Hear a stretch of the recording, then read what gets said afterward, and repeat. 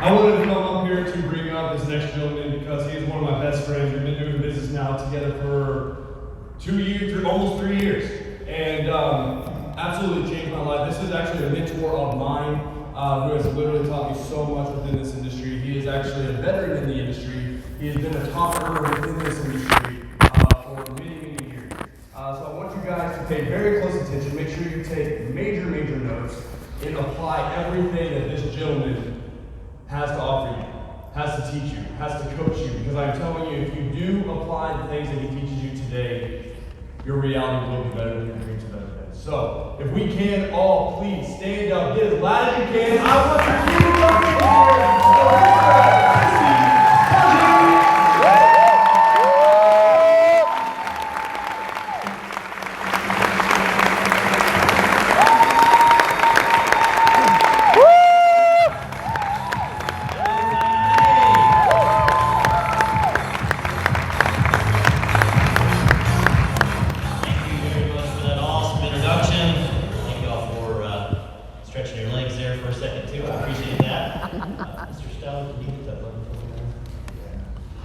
So, we're going to talk about mindset today. Before we do, just real quick, who has not heard from me before? There's going to be a couple people. Yeah. Perfect. I'm out of the Houston market, and I tell you, Coyote's been a big blessing for us. My background is in corporate America. I live in Houston, born and raised in Houston. I've got a wife, beautiful wife, 4 wonderful children. That goes from 13, 11, 4, and 10 months. I'm going to need to talk to Mr. Taylor a little bit here about Coyote Nitro. Yeah, it's good stuff. So, corporate America for 20 years. Some of y'all get that joke later. Been doing corporate America for 20 plus years. Used to. I retired in January from that industry. Very happy about that. When I left, I was working at a company called Huntsman Chemical. They're based out of Salt Lake. They have the Huntsman Cancer Center, if you've ever heard of that. And one of their kids ran for president here not too long ago. I ran the IT project management office for that company. So it's a $16 billion chemical company. And I had 42 project managers that reported to me globally. So I was head babysitter there for quite a while. One of the things that I love about this industry is that it's been able to provide a huge upgrade in our life.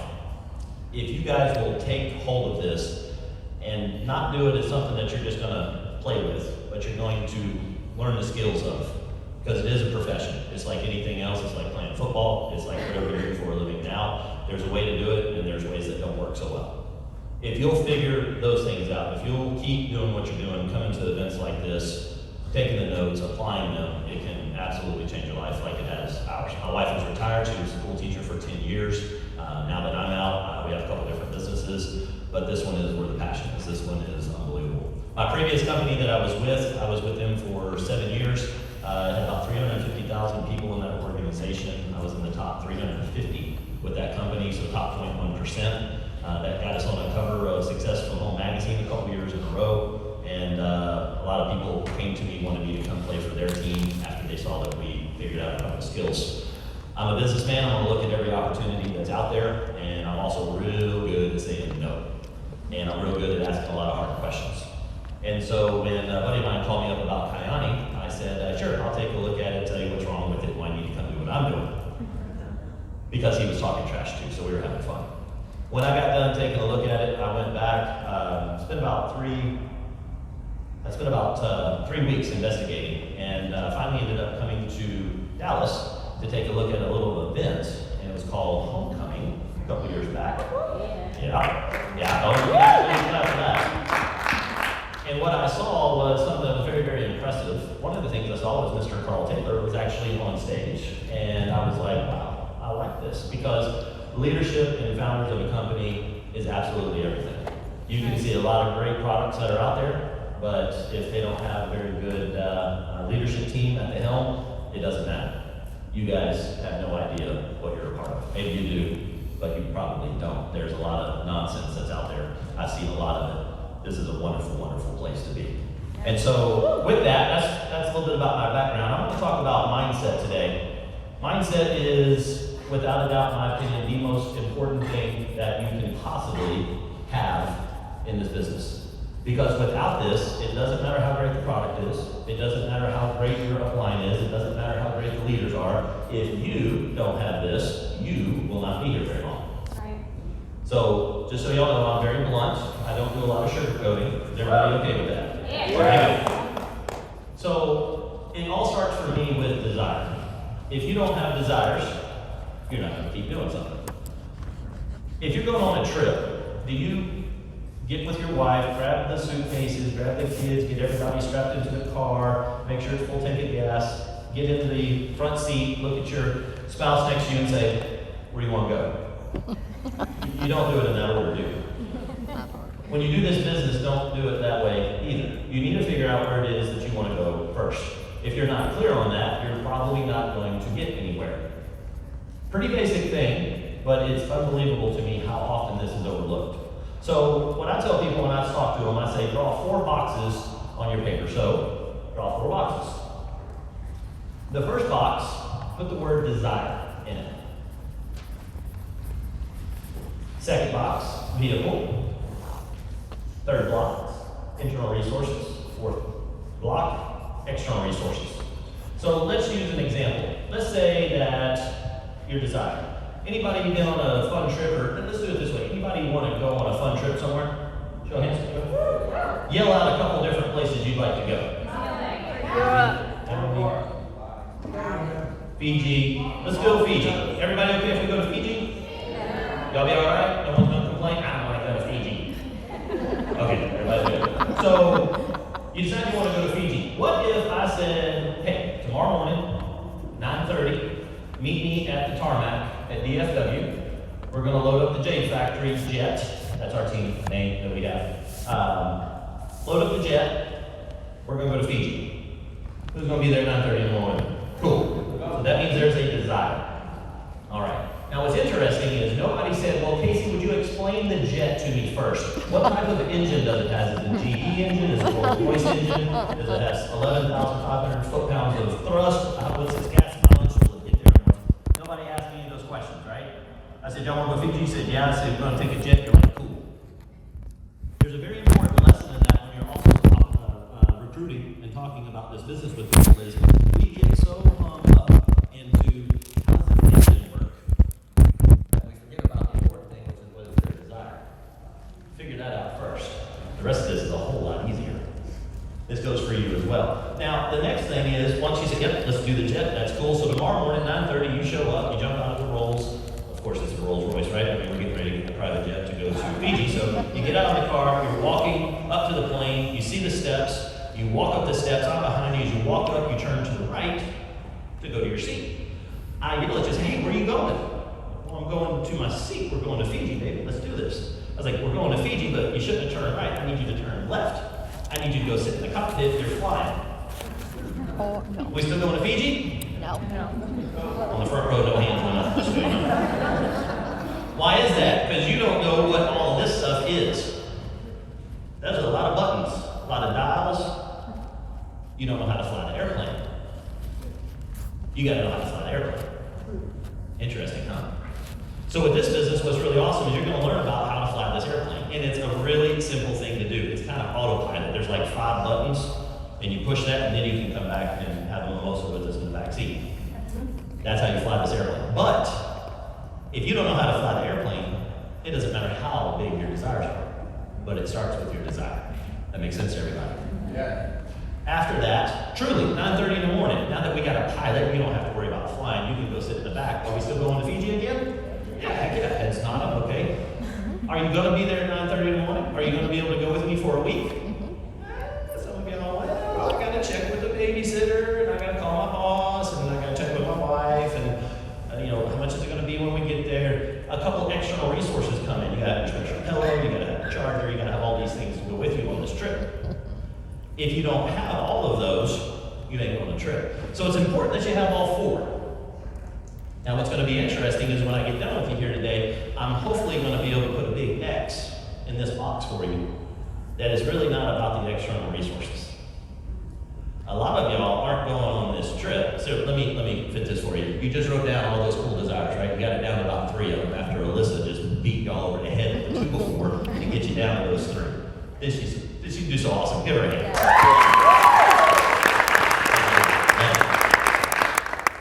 They're killing it in this business too, by the way. It's just so awesome to watch.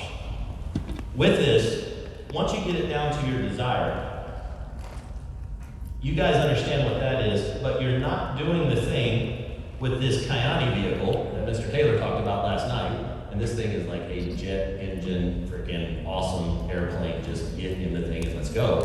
But you're not doing that because either you don't feel comfortable flying an airplane or you think there's something that you need outside of you. Anybody feel that one? Yeah. So what I'm going to get done with you here, you're going to understand it's just about the internal resources. There's nothing outside that's holding you back. You are making a choice to let that hold you back. You're saying that once I get this, and this done, then I'm going to go do this business. If I just had more time to do this, then I would be able to do this business. If I could just get some upline support, I tell you, I would crush this thing. Why didn't such and such call me back to do it? Y'all keep blaming it on these external resources like you need a special pillow before you can go to Fiji. All right? Anybody pulling splinters out of their forehead yet? Okay, good. So it's extremely important to understand this. And I'm not going to get too far into that because that's other people's topics today. But I am telling you, get rid of your perceived external resources that you think you need to get this done. Because here's how it goes down. That's where all the excuses come from, is over here. Here's where all the goals come from. And you get to make a choice on which one's higher. Is this where your desire is? And is this where those external excuses are? If so, you ain't getting there. Is it flipped around? Are my desires up here? And my excuses down here? You're getting it done. Interesting, huh? Common sense, but sometimes you gotta see it a different way for it to sink in. All right, I think we got this one down. Next slide. 4 more boxes, but arranged a little differently. To me, it's very important to understand mentally what it is that we do here and how you fit in. Because once you get comfortable with that, then you start having a roadmap on how you're gonna actually go on this journey. So 4 letters that you need to write on there. E on the top left, S on the bottom left, B on the top right, and I on the bottom right. Has anybody ever seen this before? No. That means you've read the book called Rich Dad, Poor Dad by Mr. Robert Kiyosaki.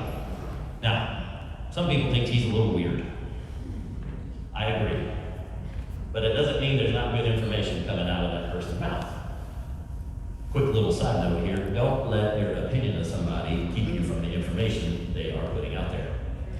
Sometimes you put a filter up because you might not like that person and what they did, and you miss out some nuggets. There might be some people that, I don't want to listen to them, I don't really like them, but you just missed over some information that they could have passed on. With this guy, he hit me between the eyes with this when I first read this. This was before I got started in my journey because I was operating over here in the E quadrant as an employee. My parents, growing up, I got to watch them operate in the S quadrant.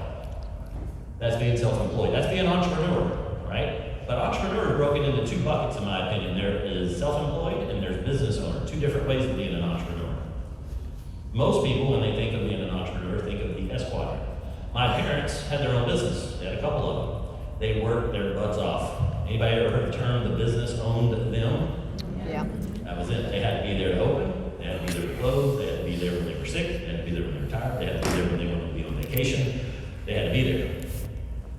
So time equaled money for them, just like it does up here. Everybody's heard that term, time equals money, because you're used to getting paid by the hour. Well, Casey, I'm on salary. Just so you know, you're still getting paid, time equals money. So most people get started in this business, you're in this quadrant as an employee. I went that way. I went to college first in my family because of what my parents did as self-employed. God bless them, it's awesome. It's so much better than what they were doing before. Who here is self-employed, by the way, outside of Canada? Yep. Y'all know what I'm talking about here, right? So who's here is an employee for somebody? Okay, perfect. What most people like to do is go from the E to the S to the B to the I. That's typically where people go. Mr. Taylor was talking about that. He started off picking potatoes for 3 cents for 100 pounds? 7 cents. He got right, 7 cents for 100 pounds. He was trading his time for money. A little bit later, he went out and got himself a farm. He worked his butt off. Still does. That's awesome. But then he moved over here into business owner. At self-employed, what happens is you're spending time for money, but it's hopefully that you're making more money than you were before. But you're going to have to put in more time for that. In the business side, on the business owner side, the big difference here is it's a different formula. It's systems times people equals money. If you have a system in place, let's say you own a Jimmy John's. Everybody know what a Jimmy John's is? Do you think the owner of that Jimmy John's is in there putting mayonnaise on that sandwich, making it freaky fast? No, he's not. Or she's not. They're a business owner. They have a system that they taught somebody how to grab that mayonnaise and put it on there freaky fast. Now let's say that sandwich is $10. Do they make all $10? No, there's cost of goods. There's labor. When it's all said and done, maybe they make, what, 10 cents? $1? Who knows what they make? A percentage of that. Interesting, huh? So let's say they make 10 cents. They make 1% off that sandwich. What do they need to do? They need to make more sandwiches. To do that, what do they need? More people. So if they're making 1% and they have 100 people in their employee, they're making 100%, aren't they? Interesting concept, isn't it? Man, if there was only a vehicle we could get started in that didn't cost $400,000 for a franchise like a Jimmy John's, and we could get in a business that's a system that has an amazing product that handles the logistics in 65 darn countries where you don't have to package it, you don't have to send it, all you gotta do is talk to somebody. Man, that would be cool. So, why is business owner so good? Because if you have a system in place and you actually follow that system, some pretty cool things will happen. Now, what you could do is you could be self-employed in this business too. Anybody ever take every single phone call? Says, you're doing it wrong, just step back and let me handle this. Yeah? It's a whole lot easier. You think the owner of the Jimmy John's went in there and got their first employee and they knew exactly how to make that sandwich the very first time? Did they kick him out of the way and say, I got this, get out of the way? What did they do? They trained their people on a system, didn't they? Did it start to click? Now, after you do that, where do you want to get to? You want to get over here. Mr. Taylor's been investing in some things. He mentioned a couple of different ventures that he is in now lately, didn't he? He's not just out there doing potatoes, he's making mini-me's. So the miniature potatoes, he's got grain, he's got cattle, he is investing in a lot of different things, right? Because once you make 1% and you got 100 people, that's 100%. What if you had 200 people? What if you had 300 people? Now you're starting to get some higher percentage. What do you do with that extra money? You go invest it in other things, like real estate and all sorts of different categories and classes. That's what we're trying to get to, okay? So, here's some of those numbers I was talking about. For employees, time equals money. Now what's interesting is y'all been repeating that statement because why? Because somebody cut both ends off the roast and said it makes it better that way. And then you go ask that person, why do you say time equals money? I don't know, somebody said that before me too. Here's a little statement for you. You can make a t-shirt out of this if you want to. Be careful believing what you believe. I would drop the mic, but I gotta keep talking. Be careful what you believe. Be careful believing what you believe, because you need to question some of these things. When you get in this business, we tell you, follow the system. That's an absolutely true statement. But make sure you understand it. Don't blindly follow. Follow with intent. Follow with understanding. And when you do, you're going to hear some things that are going to make sense to you. Not just say that's a cool saying, but actually question it. So time equals money. Then you get into self-employed, you work twice as hard, and make about half again as much more. And those numbers vary as you get better. Then you make it into business owner. That's where I was talking. 1% from a system, 100 people, 100% of the money. Multiply that with some more people, more money. And then you get into the investor side where it takes money to make money. Y'all have heard that saying before too, haven't you? There's little bits and pieces of that that is true. So this is very important to me, and this is something that when you're doing this business, you're going to start off in this business in the S quadrant because you don't have any people. So you need to learn the skills on how do you go find some people. You're going to hear those today. Make sure you plug into those. Make sure you understand this is not luck. Again, Mr. Taylor, man, he was dropping some nuggets last night. It's funny. I do believe in luck, and the harder I work, the more lucky I get. So when you start with this, you're going to be doing a lot of the self-employed side, but understand that you don't want to stay there. Because if you don't build it right, you will get caught, and you will get stuck there. So make sure that you're using it from a systems perspective, not just charisma. Have charisma, but make sure you're building it on systems. That's some of the best advice I can give you all. Does this make sense? Yes. All right, let's move on. Now this is like, what happened to your screen? There's something wrong with it. This is a little something that I came up with, and we'll talk about this. We'll spend the rest of our time on this slide. And as we started in this conversation, we started off kind of high level talking about desires. Then we get in to understand that quadrant and trying to dig this in even further. And your mindset is made up from your thoughts. Anybody have any idea how many thoughts they have each day? Between 70 and 90,000 thoughts.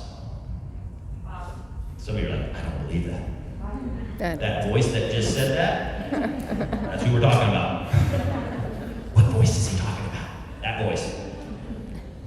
You have a bunch of those. You know how many seconds there are in a day? About 86,000 and change. 86,000 seconds a day. That means you have about one every second. Isn't that interesting? Who here sits there and writes all those thoughts down? Who here is even aware they had that many thoughts? Not too many. Isn't that interesting? If you had somebody come up next to you, pull up a chair, and start talking to you right now, incessantly, every second of the day, would that start to annoy you? You might backhand him. But yet you've got a little voice in your head. I like to call it the terrorist. He sits right here on your shoulder, or she, whichever voice it is in your head, or maybe it's multiple, I don't know. Take more coyote, it'll help with that. But that voice is constantly talking into your ear. Is it saying good stuff or bad stuff? Ooh, bad stuff. Interesting. If you're not even aware it's being said to you, can you fix it? No. So first step is awareness. You got to be aware that this is happening. So what's interesting is you go along your day, starting down here on the bottom of this little path, and you come to that little intersection, and then something magical happens in your brain. A thought occurs. Now, what type of thought is it going to be? Most of y'all said it's going to be a bad thought. It's interesting. Who is making that thought? There's two sides that come into play here. It's your subconscious and it's your conscious. Most of the time, your thoughts are ruled by your subconscious. Like 95% of your day is subconscious programming that you are running. Don't believe me? We're going to do a little experiment. So, what I want you to do, real briefly, when you get done writing that thought down, is I want you to put your pen down. This is going to be fun. You're going to love this. I want you to pick up your imaginary toothbrush off of the table in front of you. Come on. Pick up that toothbrush. Everybody got their toothbrush in their hand? Yeah? All right. Now, get your toothpaste. Pick that up with the other hand. Put it on there. Now, was that weird for anybody? I got all y'all to pick up an imaginary toothbrush and put some toothpaste on it. All right, now here's the deal. Put the toothpaste down, switch hands, put your toothbrush in your other hand. Oh, I can't do that. Does that feel weird for anybody right now? Now, brush your teeth with your other hand. Do it with the bad hand.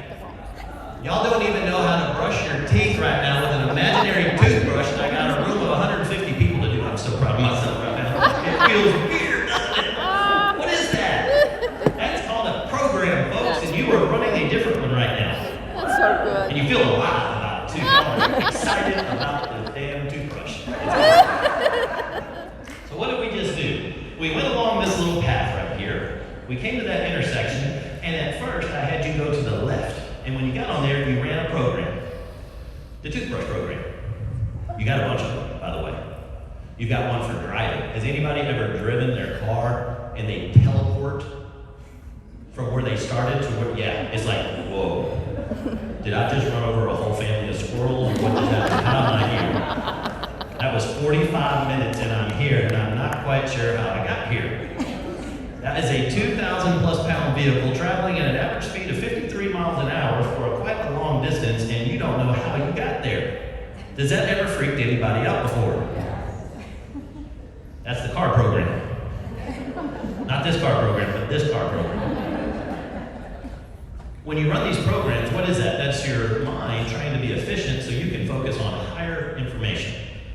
you only spend 5% of your day doing it. You just spent a little bit of time because we didn't have a program to brush your teeth with the other hand.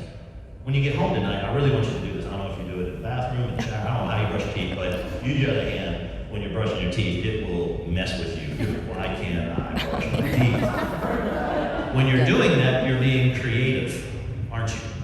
You're creating a new reality for your life. With this business, you need to create a new reality for your life.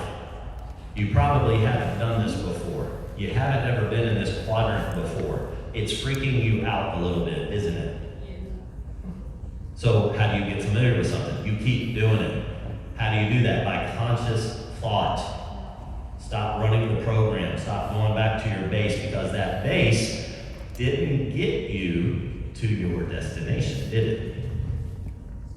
Oh, we got quiet. That's good.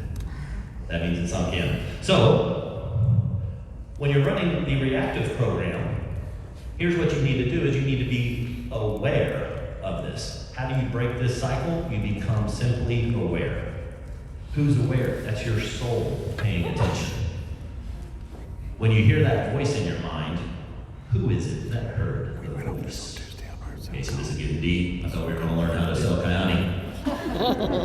It's your soul that's at the upper level listening to that crazy voice. That's your subconscious that's running that program. What's really interesting is you can tell that to shut up.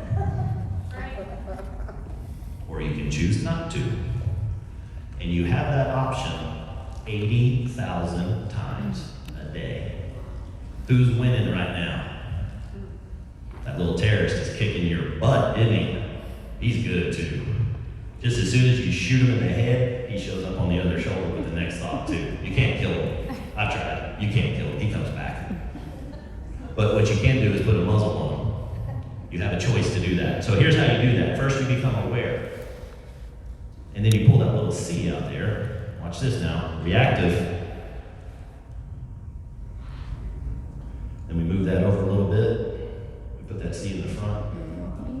Ooh, how about that? Love it. That's pretty cool, huh? If you see the world a little differently, you take that C out of being reactive. You move it to the front, and you get creative. Live your life over there. It's like you're going through the woods, and you come to a fork in the road in the woods on that park that you go walk on all the time. And you go the same direction every time, don't you? And you go out there and you know that loop very well. And you keep traveling on it. You know those trigger points that piss you off, don't you? It's usually that significant other in your life that's pushing your buttons, aren't they? Here's what's really interesting. The moment you realize that when they push that button, you have a thought on what you're going to do about that button being pushed. Are you going to leave it plugged in so that it caused that program to run? Or are you going to disconnect it, make a new choice, and choose to do something different? Now here's what will mess with you. When it's a long journey, you get a little freaked out and you just go back to the simple and the easy and the comfortable, don't you? All you got to do is understand that your next thought, you can win that one and focus on that. Don't worry about the 80,000th one. Don't worry about the 1,000,000th one. Don't worry about the last step. Worry about the next step. Win that one, build a habit, and then you'll start building good programs. And when you build those better programs, some pretty crazy things start happening in your life. The universe conspires to help you out. Miss Alyssa talked about it briefly and said it's the law of attraction. There is actually physical, medical science. There is so much in this area right now that's being realized, measured with evidence that it's a real thing. Who's heard the term, your thoughts are things? Here's a big, big little aside. Make sure that your thoughts are accompanied with emotion. Who's here said that they are going to make it to diamond before? Cool. How about black diamond? Cool. I don't believe any of you, except the two people that went woo with it. Why? Because there's an elevated emotion that went with it. You've been saying it forever. Is there an emotion attached to it? If there's not, it ain't going to happen. We're two before, we're splinters, I know. If you don't have that elevated emotion to go with the thoughts, it's not going to happen. You got to feel it. Who's ever done the exercises where they lower the lights down and you start seeing the future? You start projecting the future, and then all of a sudden the emotion kicks in. Now you're touching some stuff. Now you're getting serious about it. That's what you need to investigate. That's what you need to dig in on. I'm telling you folks, this is everything. It's like, when are we gonna get to the stuff about selling Kayani? If you don't get this squared away, everything else you're gonna hear about today is not really gonna matter, folks. That's 10 years talking of experience in this and 42 laps around the sun. This is the best. So, how do you get better at winning those thoughts? Do this little thing called personal development. Anybody heard the term, this is a personal development journey with a compensation plan attached? They were not kidding. How do you increase your personal development? By being here. Give yourselves a round of applause for being here today. This is where you move the needle. This is where you're out on that park walk, and instead of going left, you chose to go right this morning. Who was excited last night thinking about coming here today? Yeah, right? Why? Because something new is getting ready to happen. It's not the same old, same old. It's not the 9 to 5 nonsense that you're used to. It's something new that's getting ready to happen. That was an elevated emotion, by the way. Interesting. So the people that you meet, get to meet Mr. Carl Taylor last night. That do anything for anybody? Yeah, it did. That's amazing, right? And the books you read. Casey, I don't like reading books. Well, then get audible.com and listen to them. But you need some more information, because the information that you've got has gotten you to the point that you are right now. And you keep running that program with that information. I'm saying change the operating system and get some better information in there, and be careful what you let in. A couple books that I'll mention: Think and Grow Rich. Anybody heard of that one? Yeah. Anybody? Oh, that's the best. It's the best. There's so much goodness in there.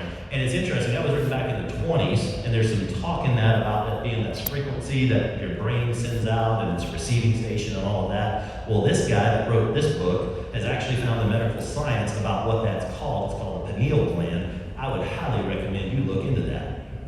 It is incredible. Becoming Supernatural by Dr. Joe Dispenza. This will bake your noodle at 350. Rich Dad, Poor Dad, we talked about that one. And GoPro. Anybody heard of GoPro? That one will help you with the skills. That one will help you with the 7 skills that it takes to do this business. All right, so in conclusion, the biggest thing that I can recommend to you is start winning the battle of your thoughts. It's between your subconscious and your conscious. And you get to pick which one's going to do it. Sound good? Yeah. Good. All right, excellent. Now, this is going to be awesome for me. I'm very lucky because I get to bring up this gentleman. When I was taking a look at this business 3+ years ago in Dallas, I got to see him on stage when I walked through the door. He doesn't know this, but it was a major, major reason I'm here. Damn air conditioning system here. You weren't kidding. It's bad up here.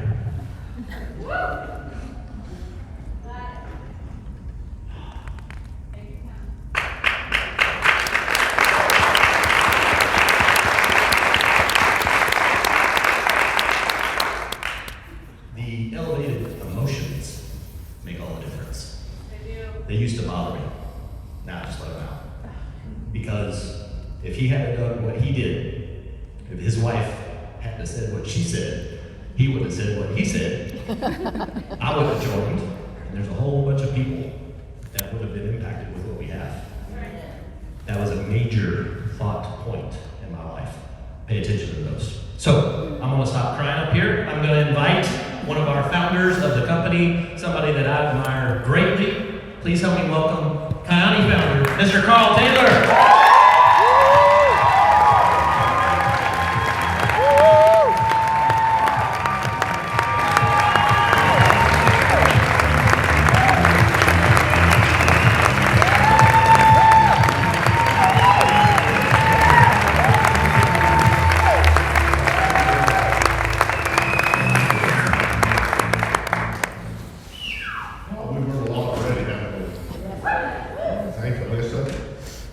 It was a little troubling though, going through that exercise.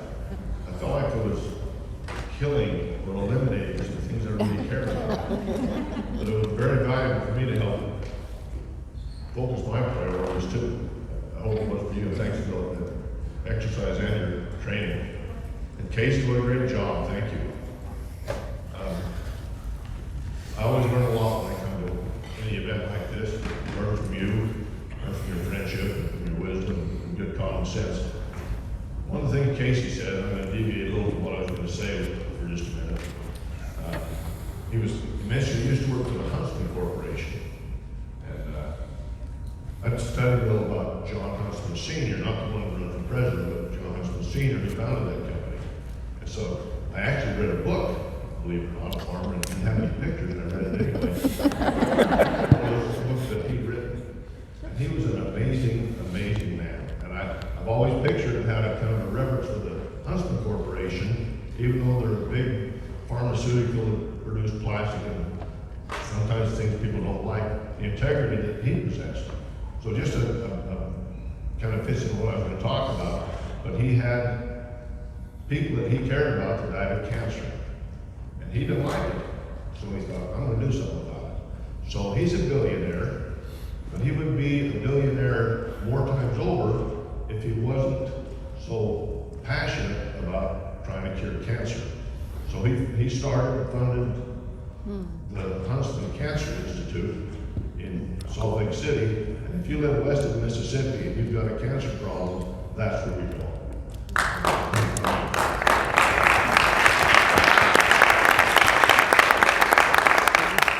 The thing that he did that really impressed me was he pledged millions of dollars to charities, not just his own, but millions and millions of dollars he pledged to charity to support other good causes. And then his company got in trouble. So he couldn't make his promises to these charities. So what did he do? He went to his bank and said, I'm gonna borrow, and I don't know the number, hundreds of millions of dollars, not for my business, for charity. And the banks told him, you're crazy, we won't do it. Yeah, we will, because I'll put my company up. But he made all those commitments on borrowed money because he said he'd do it. Wow. You don't see men like that anymore. Anyway, I guess I'll say that's the Huntsman way. And I've reflected on that a few times in my own business. I hired a guy about 15 years ago, and he came from another company that we bought, a large farming organization, and he was their human resource director. And I didn't have a human resource director. I was a lot more hands-on, but the company our company got big enough, I think I better have somebody to take care of those things. So I hired this experienced human resources guy, and he kind of watched our business for a while, watched what we did, worked for us, and then he started coming up with an expression that he called the Taylor way. And it was a compliment, I would have to say, of how you do business. And if somebody wanted to do something that probably wasn't quite right, he called on it. And that name is stuck now when somebody does something that might not be the right way to do business in my organization. They quote this guy who's since retired as the Taylor way.